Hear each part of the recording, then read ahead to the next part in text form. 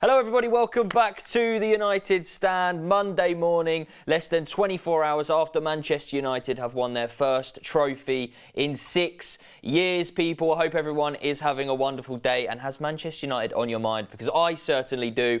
Lots and lots of news to cover today. Obviously, as you're seeing the title thumbnail, the Glazers do supposedly want to stay. We're going to deep dive into that. There's also some stuff coming out, obviously quotes and interviews post-trophy win, so we'll get into that as well. A little bit of a Christian Eriksen injury update as well. Hopefully good signs with kind of that trajectory as well. And also, Marcus Rashford has been awarded the goal from yesterday. It initially went down as an own goal, but I'm not sure. But we can deep dive into why they've kind of changed their minds and the decision-making behind that. Welcome in, everybody. I see you're all spamming Glazers out already. Nicholas, welcome in, everybody. So let's get into it. A lot of you are going to want to know about this Glazer talk. Yes, Look, no one wants the Glazers in. I don't know a soul that wants the Glazers in. I actually saw a tweet not that long ago, the other day, of someone in some way defending the Glazers, yeah? And Twitter just absolutely done its thing and swarmed to that person. You know, I don't advocate, you know, giving people hate and stuff, but when someone expresses that opinion, certain things are going to come his way. But this morning, as being reported on the Manchester Evening News, the Glazers, in quotations, reluctant to sell United despite takeover talks. The whole gist behind this is that the Glazer family are kind of split whether they want to, on what they want to do with United as a whole. According to The Athletic, Joel and Avram Glazer are hesitant to sell, but their siblings are eager to cash in on their stake in the club. It is reported that their problem is that they are unable to personally buy out Kevin, Brian, Edward and Darcy, the 4 members of the family who no longer want the attention of owning a club the size of United and wish to cash in on their enormous profit.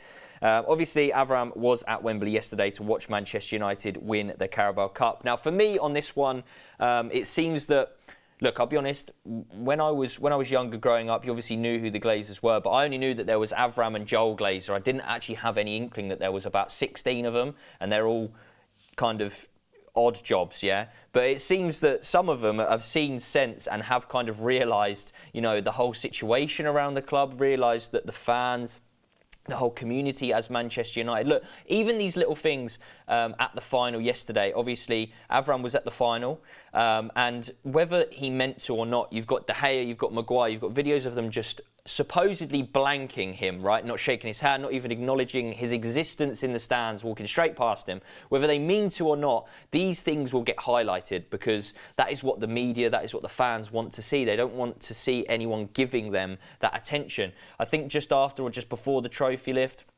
there was a huge Glazers out banner as well in front of Avram. He wouldn't have been able to miss it. Unless he can't read, he would have been able to see Glazers out. And Wembley officials were confiscating Glazers out banners as well.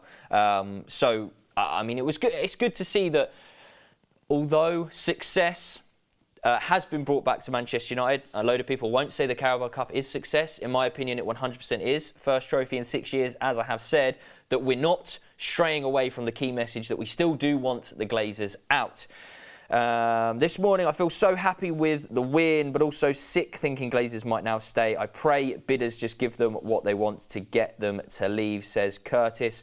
Now, this is interesting. We'll go into your super chat in a little bit more in detail. But my thoughts in terms of the takeover, and again, this all could be taken the wrong way. Sometimes they want certain things to come out in order to possibly get a higher bid. There was reports coming out that the bids that have been tabled so far, obviously they're not final kind of bids. You know, they can kind of take on higher ones, etc. But the ones that have been put forward aren't high enough for the Glazers' liking. Now, look, they're going to want to get as much money for selling Manchester United as possible. Regardless of what you think of them, they are businessmen and they're going to want to maximise the profit that they have been able or are able to get from selling Manchester United. Regardless of whatever business you're selling, whether you've been a good or bad businessman, well, in all honesty, it makes them, what's bad is it makes them good businessmen, the way they've been able to turn around that much profit that they're going to be able to make. But that doesn't make them good people. But yeah, as I say, it seems that the siblings of Kevin, Brian, Edward and Darcy have all seen sense, to the sense they, they don't want the attention. There is a huge, ridiculous amount of attention around Manchester United as it is. So with the, what is it, 17, 18 years or whatever it is, when they kind of took charge or took ownership of Manchester United, it's been a downhill trajectory for Manchester United since then. So even more attention is piling on. And then especially with the success now, even more attention, and the spotlight isn't being taken away from the fact that everyone does want the Glazers out. The chants yesterday were ringing loud and clear, Glazers out. As I said, banners throughout the stadium with Glazers out as well. So the message is still going strong, which is what we like to see. But again, as I say, this could be a spin tactic that Joel and Avram are hesitant to sell. Whether this is because maybe and possibly the Man United are doing better now.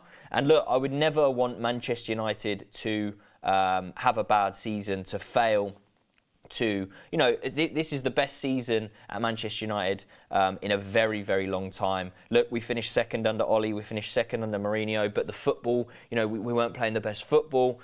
We weren't in all competitions, This is 100%, and look, we're 7 or 8 months into Erik ten Hag's reign at Manchester United, and there was quotes yesterday saying he loved Manchester United, he's so happy to be here, and hopefully we can see loads of that dancing, he does the little dance with Anthony and that. But to kind of round off my point is pretty much that are they hesitant to sell now because of the success that Manchester United are seeing? That's a possibility, right? Because Manchester United is being successful again. We've won the Carabao Cup. Therefore, if we do carry on and say we go on and win an FA Cup, get top 4, that's a lot more money. Champions League money then comes into it. They're obviously then thinking we might be able to keep hold of this for a little bit longer, maximise more profit, etc. Or are they just thinking we're a bit hesitant to sell because the bids that have come in so far aren't what we want to see, and we do want to maximise the profit, as I said. So what does the bidders that we know of so far, obviously Qatar and Sir Jim Ratcliffe, what are they thinking looking at this? They're obviously going to know a lot more stuff than we don't. So are they going to be thinking, well, I've got up my bid? I mean, Qatar have made it quite clearly known in the media that they're not going to be taken for a... They're not going to... I don't even know the saying. What's the saying? They're not going to be taken for a... Taken, I don't know, taken somewhere. Basically, they're not going to pay... Taken for a mug. There you go. You're not going to be paying a ridiculous... I mean, it's already a ridiculous amount of money, but they're not going to be paying like double what they're bidding now, right? Just because they have the money to be able to. They're not going to be made to look like idiots, pretty much. And I'm sure... I mean, Sir Jim Ratcliffe, I'm sure probably...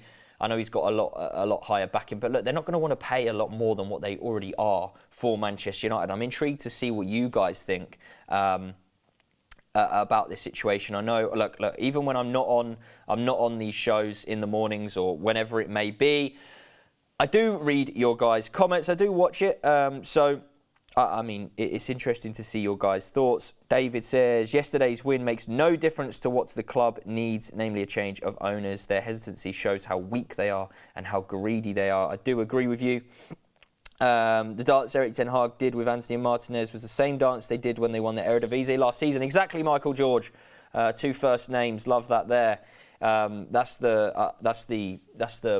big thing with the Qatari thing, is that they're not going to be taken like mugs, which is very, very fair enough. But again, to round off the point, I think on this Glazers topic, because again, it's a little bit difficult to speak about when it's almost regurgitated news all the time with different headlines and topics. That the Glazers, whether they mean it or not, it's being reported that they are hesitant to sell for whatever reason that be. We just need to, in my opinion, we need to keep the look.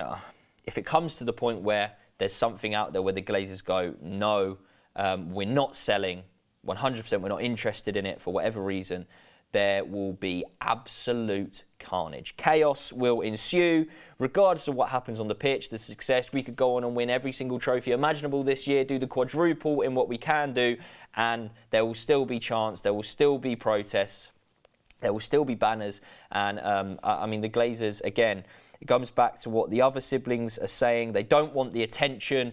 You know, you've got to think of it from almost a human standpoint as well. I know as human beings, a lot of people will not like them, but you know, imagine they will be receiving death threats. Imagine what their kids are thinking.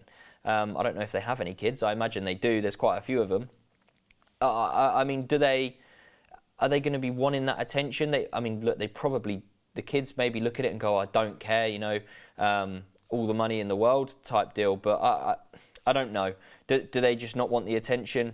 Maybe they go and buy Liverpool. You never know. That would be a good sight to see. They go and buy Liverpool. We get bought out by, my opinion into whoever I think gets to buy us, whether that's Qatar, whether that's Sir Jim Ratcliffe. I honestly, to some degree, don't really mind, as long as whoever it is that comes in place is does the right thing, and it's quite obvious what the right thing is in terms of, you know, infrastructure, stadium, transfers, etc. You know, there's a lot of money that needs to be spent within the club and on the club. So yeah, that's kind of my take on it. But what do you guys think? If they stay, we cannot win anything bigger than the Carabao Cup. Akshay, are you saying that because you don't want to give them the success or hope in staying, or just because they won't allow us to win anything bigger than the Carabao Cup? That'll be interesting to know. If the Glazers stay, the club will destroy the club. They will destroy the club, I'm guessing you mean. The Glazers are in power here. All we have is our voice. Personally, I'd like to see protests happening again during the bidding process. That is the thing. We do only have a voice. Ultimately, they don't care about our opinion, do they? They've never cared about our opinion when it comes to transfers, when it comes to anything else that goes on in the club. We are basically just giving them money, you know, and that is what they want. But as you say, MKF, we do have a voice. And we need to make that voice as loud as possible and make it as heard as possibly can be in the stands, in the ground, everything. Did you notice the green and gold confetti when we lifted the trophy? Even the trophy sponsors want them gone, says Mark. I didn't, actually. I actually missed the trophy lift because I think we were doing the forum at the time. So I didn't actually get to. I saw the initial trophy lift where they were in the stands, but then the one which they do on the pitch, that was the one I didn't see. Boycotting is the next action and non-merch buying. This is the thing, though. Who said that? Pickled peaches. This is the thing when it comes to look and you know, boycotting and you know, don't buy the tops, the kits, the footballs, the whatever it is. It's all well and good saying, you know, don't go and buy this stuff, but for every, and also boycotting games, etc., but for every fan that boycotts a game or doesn't go into the megastore, there's another 10 that will want to sit in their seat and will go to the megastore and spend hundreds of pounds, because Manchester United is just globally such a big club, and you know, that's kind of just the way it's always going to be. And it's a little bit frustrating, but what can you do? I was so pissed when I saw Maguire with the armband. No Qatar, no oil. It's interesting. It's interesting to see what you guys think, in all honesty. And this is what we're about. We're about fan opinion. We're interested, or I'm especially interested in what you guys have to say. Another super chat here. Hi, Charlie. My girlfriend says she cannot support Qatar because of how they treat women and girls. Your thoughts, please. Keep up the good work. Now, in all honesty, Raul, I think that it would be wrong of me to give thoughts on topics that I'm not even, 60-70% clued up on. I'm not going to pretend to know everything about what goes on in Qatar with regards to, you know, women's rights and all that political stuff. And again, that isn't what I want to bring to the show in terms of that type of political view. But I appreciate your super chat nonetheless. Yeah, thoroughly appreciate it. Love you, Charlie. Appreciate it, man. Thank you very, very much. Right, we'll move on. Obviously, huge congratulations to Manchester United, to all the players. If any of them are watching, well done, guys. Love you lot. But Erik ten Hag has praised 4 players who helped Manchester United end the trophy drought. Again, it's coming from Samuel Luckhurst of the MEN. And let's play a game, actually. Before I tell you who these 4 players might be, get the 4 players that you think he has kind of lauded in the comments. Who do you? I think 3 of them are obvious. Maybe they're all obvious, but you get your comments in. Guess who the 4 players are going to be, and and then we'll see how many of you get right. In the meantime, I'll read some comments. Charlie, that suit you had last night was mint. It needs to make a comeback. It can't become if Manchester United keep winning trophies, I'll keep wearing suits. That is the thing. Everyone was surprised that I came in a suit, by the way, in terms of like Kev, Kaz, and Usman. But I'm surprised they didn't get the memo. Here we go. Whoa, flooding in. Here we go. Varane, Martinez, Casemiro, David De Gea. Interesting. 3 out of 4 there, actually. De Gea, Varane, Weghorst, and Anthony. 2 out of 4. Bruno, Rashford, Casemiro, Martinez. 2 out of 4. Flooding in, guys. Appreciate the response. But the 4 players, well, first player and the main player that he's lauded is Lisandro Martinez. What he has brought to Manchester United is second to none. He has been a huge addition to what Manchester United has been able to achieve. Take away the Carabao Cup win, just the on the pitch, in terms of how good he is at centre-back, especially after all the talk, he's 5'9", 5'8", something like that. He's too small to play at centre-back. All this blah, blah, blah. Shut up. Eric Ten Hag lauded Lisandro Martinez for the impact he has had on Manchester United since his arrival from Ajax. Huge, as I said, he's been outstanding. We signed him for 55.3 million in July and has overcome basically he's had a huge start to establish himself as a cult hero, and that is basically what he's become, isn't it? Lisandro Martinez is 90% of Man United fans' kind of new favourite player. The passion, the desire, incredible scenes. You just love to say it. Another player which he's kind of lauded to is Anthony. He obviously followed and joined Manchester United from Ajax as well. He won 2 Eredivisie titles with Ten Hag, and the United manager believes United have benefited from recruiting players accustomed to lifting silverware. Now, this makes the next 2 players that he's kind of lauded is pretty obvious. They're pretty obvious, the next 2 ones, right? The most decorated, well, I imagine they're the most decorated players at Manchester United. Not in terms of what they won at Manchester United, of course, but overall careers, and that being Casemiro and Varane. This is a direct quote from Ten Hag. He says, before the game, you asked me about the influence of Casemiro and Varane. They know how to win trophies. Look at all the Champions League wins they had. And this is it. Everyone was saying, especially about Casemiro, right? Everyone was saying he's come for a payday. He's come for a retirement home.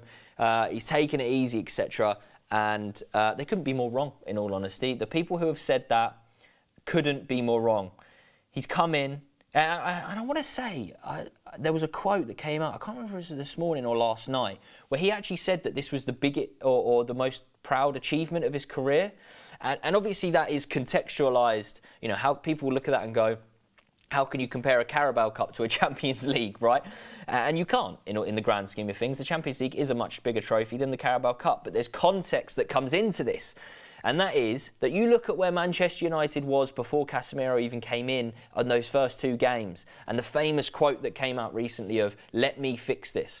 And yes, it's not just been him alone that has been able to fix Manchester United. There has been multiple pieces of the jigsaw put together, but he has been a huge part, a huge success, and there's a reason that we miss him so much when he was suspended, or should he get injured, touch wood he won't, should he face further suspensions, there's a huge reason he is such a huge success to Ten Hag and Manchester United.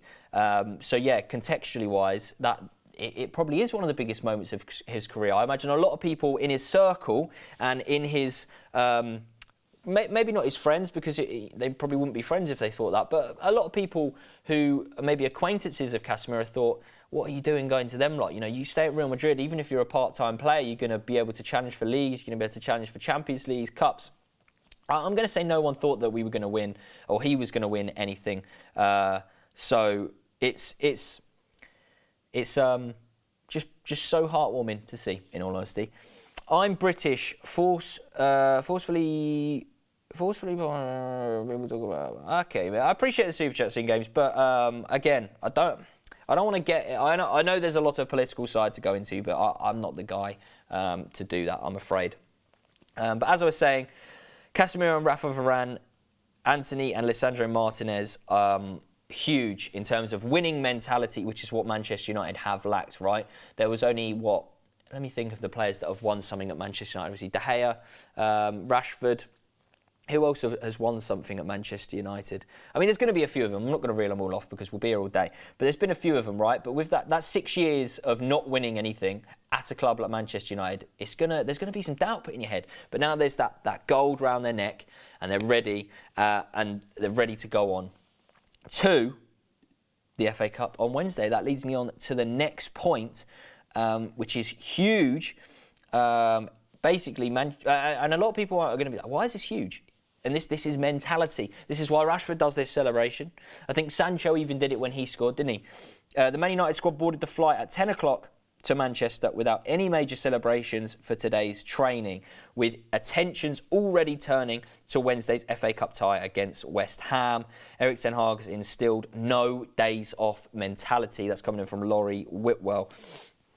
Again, this mentality shift, that is going on right now is ridiculous. Not even going on right now, but just has gone on, has come into play, into fashion. It's incredible, and I love it. Erik ten Hag has, it would have been quite easy, and I wouldn't have taken it away from them. Not necessarily that they had a day off, but you have that celebration. It's been 6 years that we've waited to lift a trophy, that now you do have a little celebration. No, the celebrations were kind of strictly to Wembley, right? To the pitch, to the changing room. And now it's all focus ahead for the next competition, the FA Cup. West Ham's going to be a big game. It's going to be a huge game, in fact. Look, West Ham had a big win at the weekend, didn't they? I think they beat Bournemouth 4-1 or 4-0, I think, something like that. But the fact is, and as much as they're not doing very well in the Premier League right now, they've still got huge players. Declan Rice, we played them in the league. We only beat them 1-0. Keeping a clean sheet. Obviously, Harry Maguire played in that game as well. But the mentality of just, there's no days off. It's very much Sir Alex Ferguson-esque. And the mentality that those players had, I remember, who was it? It was, I don't know. I think it was Ben Foster, actually, said in one of his podcasts or interviews, said about they won something, or whether it was a huge game or a cup, whatever it was, and having conversations with, Rio Ferdinand and all these mentality monsters, that they'd have their little celebration and that was it. It was then heads on to the next game, because that's another trophy to go and win. One trophy isn't good enough. One Carabao Cup trophy in 6 years is not good enough. There's an FA Cup, there's a Europa League, and it might be a little bit far-fetched, but there's a Premier League in there as well. And again, it is huge to see. Leading on from this, and again, different approaches to games. Of course, there's going to be different from different managers. But what Newcastle did and Eddie Howe seemed to do, on Saturday night, Newcastle went for a walk around the Wembley pitch, and Eddie Howe gave a team talk in the dressing room. From that, it kind of, the players, look, of course they would know how big of a deal it is anyway, but the players are going to know how huge that game is to them. He's taken them round the pitch. He's made a big deal out of it, made a big speech in the dressing room. It's been 60 odd years since the title. Last time we were here, what was it, against United? We lost 2-0, got battered, all this, blah, blah, blah, blah. Whereas Erik ten Hag, I haven't missed the super chat running. I'll come to it in a second. But Erik ten Hag hasn't made a big deal out of it. He's treated it like a routine away game. Got the train from Stockport to Watford, then a coach down to the Novotel on Wembley Way, a nice, if relatively normal hotel. There was no special 5-star resort. And this is it, the shift in mentality. He stuck to ordinary match preparations. It's a normal game. It's only a big game if you make it a big game, right? And that's what Manchester United to get used to doing, is winning trophies, winning games of football, which is what we've been doing. Erik ten Hag so far, I think, has the highest win percentage as a Manchester United manager. Yes, he's only been in charge for, 40-odd games or 50 games or something like that. But it's an incredible achievement, guys. And I can't wait for the success of Manchester United. I can't wait to be back at the top, because it's coming. It's coming, I can't lie. I turned in to TalkSport now, and listening to Keown and Jordan say it's only Carabao Cup. Man United are not back winning the league. You could say they are back. I mean, it's almost that old school mentality, isn't it? Really, I do have some, not necessarily agreeance, but understanding of people thinking that Manchester United are not going to be back until we win a league. But the league has completely changed, right? There's maybe not this season, but as a you know as a league, I mean, Mark, everyone's alluded to that the Premier League is the Super League, right? There's so much revenue and so much, so many high transfers. You know, teams like, and this is no disrespect to the lower half teams, you know, Leeds, etc. They can spend world record fees on players in Europe from the teams like, you know, Juventus and all this. They can attract talent because the Premier League is such a sought after league. So you can't. So Manchester United could do some form of a treble this year. We could win the Carabao Cup, FA Cup, Europa League. But because we haven't won the league, we're not back, right? No, it's waffle. It's waffle. But it's just a headline catch, isn't it? You know, Man United aren't back because they haven't won the Premier League. Look, we could go on and win. We could next year. We could win the Europa League this year. We could win the Champions League next year. But we're not back because we haven't won the Premier League. Have a day off. Come on now. Don't be silly. That comment is stupid. It is a stupid comment. But and you guys are still spamming the chat with Glazers out. I love it. But yeah, it's a silly remark. But to some degree, it's understandable because there's that mentality from older players that, you know, winning the league was the be all and end all, and a lot of rival fans, etc. You know, it's only the Carabao Cup, but you know, Pep, Jose Mourinho, they use the Carabao Cup as a stepping stone almost, like a jetpack. You win that Carabao Cup, you put your jetpack on and you use it to fly on to the next cup. It's huge that, you know, we've managed to see success. And this is the thing, again, it's contextual. No one would have thought that after the 2 games against Brentford and Brighton, you cannot tell me that anyone thought we would be in the position we are in right now.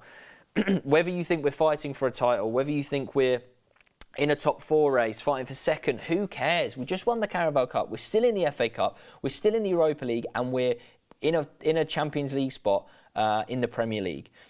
Manchester United are, if they're not back, they are 5% away from being back. Like, what is back? If you're going to put, they've got to win the Premier League to be back, then, you know, and I don't mean this, but Manchester United might not win the Premier League for another 3 years. Like, that still is a possibility, right? Just because we could win all there is to win this year apart from the Premier League doesn't mean we've then got a forgiven right that we're going to win the Premier League next year. That's not what happens. Chelsea's spending, Arsenal will spend, Man City will spend, and I'm sure we will spend as well. But again, all these things are just it. And again, I get it. I guess it's headlines, etc. But it's I can see that the salty fans, you know, the Man City fans have joined. Glad to see you've joined the biggest fan channel in the world. Obviously, the United Stand. Welcome in. Subscribe if you're not already. Leave a like on the video. You guys are not back. The fact that you're having to say that we're not back, yeah. The fact that all this talk's now going on, etc. It shows you're worried. I can't lie. It does. It shows. It shows. Get a little bit shaky, you know what I mean? It does. It shows. Eric Ten Hag and the boys are doing the work on the field. We need to work off the field, get vocal, and politely make everyone aware Glazers out. This must happen, says SK. Agreed. You know, if there are protests, etc., then, you know, they have to... They have to be done in the right manner as well. You can't go about it in the incorrect way. Certain things have to be done correctly. So yeah, I mean it needs to carry on happening. Is what I'm saying. A little bit now on Christian Eriksen's injury. Obviously there was a little bit. Well, it's good to see he's still in that boot. A little bit worrying. I actually had to wear one of those boots last year when I tore my ankle ligaments. Not very nice, I can't lie. But he was in attendance, obviously, at the Carabao Cup final win, of course. But I'm just trying to find where it was he said it. He told MUTV, I am feeling well. It is always boring to be in a boot and to be on crutches, but I have left the crutches and now only in a boot. And next week, that should be gone and then finally start learning to walk. But it feels good. Apparently, he's forgotten how to walk. No, I'm joking. So I mean, the main thing is that I don't know in terms of time frame. Obviously, the initial time frame that was given was what, end of April, start of May, I think it was, something like that. So to now kind of be at the stage of he's still wearing a boot, but next week he shouldn't be. What are we in now? We're at the end of Feb. So by next week it's the start of March. I mean, look, and they reckon he's going to be another 2 months from then. I'd say that's ahead of schedule. I'd say that is ahead of schedule. But I'm not a physio. I'm not one of these doctors that knows what I'm talking about, so I don't know. But he could possibly make a return a lot earlier than what was thought, and I think that's only a good thing, in my honest opinion. Manchester United, look, and this is how good it is. We haven't missed Eriksen for most part, have we? And that shows how good the squad has been. Fred's pulled his finger out. Sabitza's been pretty much brilliant since he's come in and been called upon. So we haven't really missed Eriksen. So now to throw Eriksen back in that mix is huge. The creativity, the assists, I don't know if he still is, but he was, before he got injured, Manchester United's highest assister of the season so far. Maybe that has changed. But the fact that he could be ahead of schedule is only good. So yeah, it's huge that we could possibly be seeing him back. He also goes on to say, it's been nice. Obviously, you want to play. Watching from the stands is more nerve-wracking than actually playing, but I kept my calm, and it's nice to see how happy they are. I'm just happy that we won the game. That's the main thing, right, isn't it? That Manchester United have been able to win a trophy.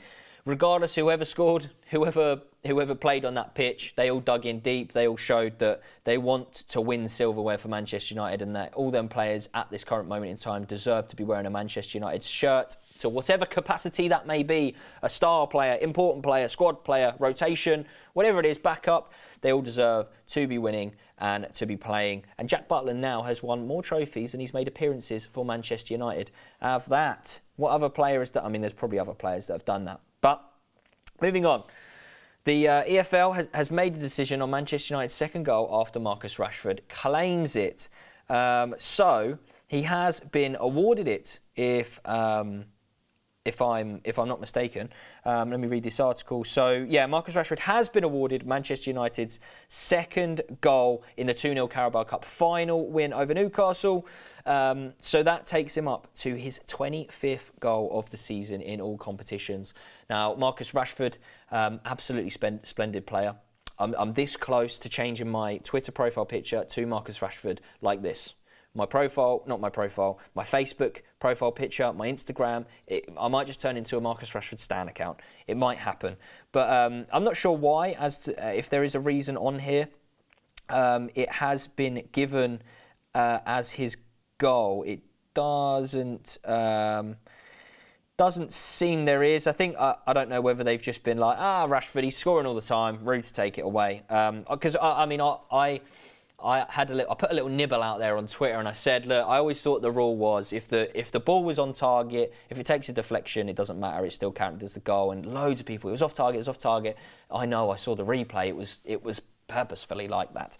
I purposely tweeted that to get some interaction. That's what you do. And you guys, well, not you guys, but rival fans had a little nibble, and they were rattled. I can't lie. But so I don't know why it's been given as a Marcus Rashford goal. But anyway, 25th goal of the season, 17 goals in 19 games since the World Cup, and he's on course to become the first United star to break the 30-goal barrier since Robin van Persie in 2012-2013. Incredible. If he manages to get 30 goals this season, I mean, I don't know in what trajectories are a little biased in my opinion. At some point, he will not score for 2 or 3 games. That's kind of bound to happen. But if he keeps going at this trajectory, bloody scary what Marcus Rashford can do. And who is it that said? Maybe Adam. I think a few other people have said Marcus Rashford could become Manchester United's all-time top goal scorer, guys. And look, you guys are probably gonna not like that in the comments. But is there weight to that argument? Can Marcus Rashford become Manchester United's leading all-time top goal scorer? I think yes, I think no. A lot of people are going to say no. I know Ricky would laugh his absolute head off at that statement. And you know what? In a forum, I'll bring it up to him 100%. That'll go down well, I reckon. But last season, if you look at his goals, you know what? I'm going to get his goals up. If you look at his goals, over the years that he has been at Manchester United, last season was really in all competitions. Last season was really his only bad season, goal scoring wise. How do we look at this? Okay, this is so he scored 100. Okay, this is all skew if. He scored 118 goals for Manchester United's first team. 66 assists, 341 games played. He is actually as well. This is interesting statistics. This is so as a right winger, he's played 43 games, scoring 12 goals, getting 7 assists. As a centre forward, he's played 132 games, scoring 52 goals and 23 assists. And as a left winger, he's played 170 games, scoring 59 goals and getting 39 assists. So, if my maths is not wrong, and it usually is, because I haven't got a GCSE, as a centre forward, he has a better goal contribution ratio. I mean, I'm pretty sure that's correct. But yeah, let's have a little gander in the Premier League. So, this season, he's obviously scored 14 goals in the Premier League so far. Last season, he scored 4. Then it was 11, 17, 10. You know, so he's getting double figures more times than not within the Premier League. And he's getting in double figures in all competitions more often than not.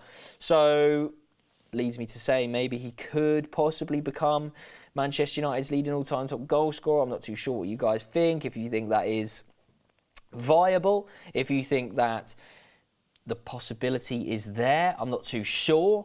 Me, personally, can he do it? I think he can. Will he do it is a different question. I think if he keeps his head down, if he keeps scoring, well, I mean, that's obvious. If he keeps scoring goals, he will then do it, which is is great to see.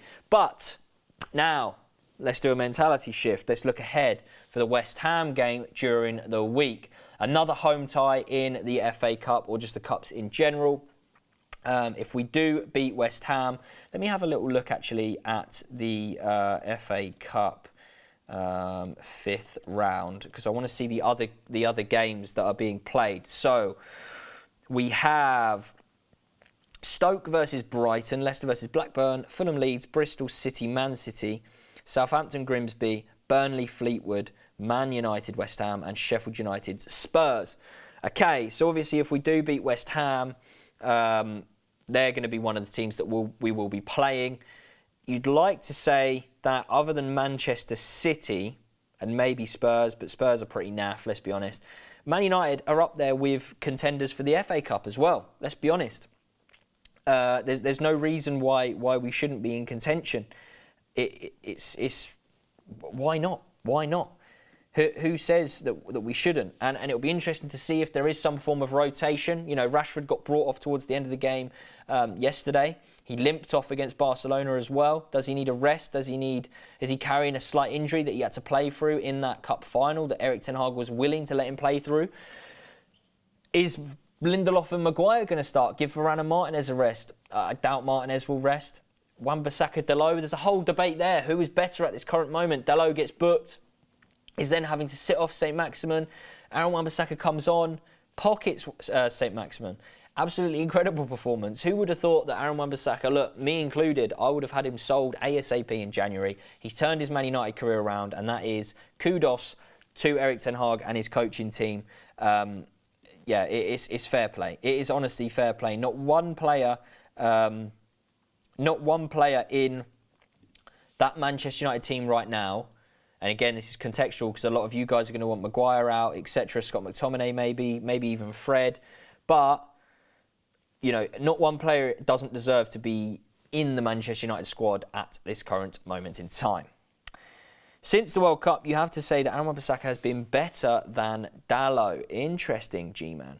Starts Sabitzer on Wednesday. Good shout, yes. Maybe Sabitzer. Sabitzer and Casemiro haven't started together so far since Sabitzer's been brought in. So maybe that might be the game for it. I'm sure, regardless of what we go with, we should have more than enough to beat West Ham.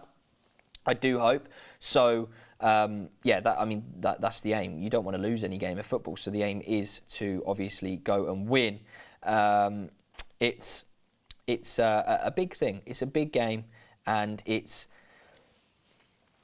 when I talk about mentality, and I've spoke about it a bit throughout this show.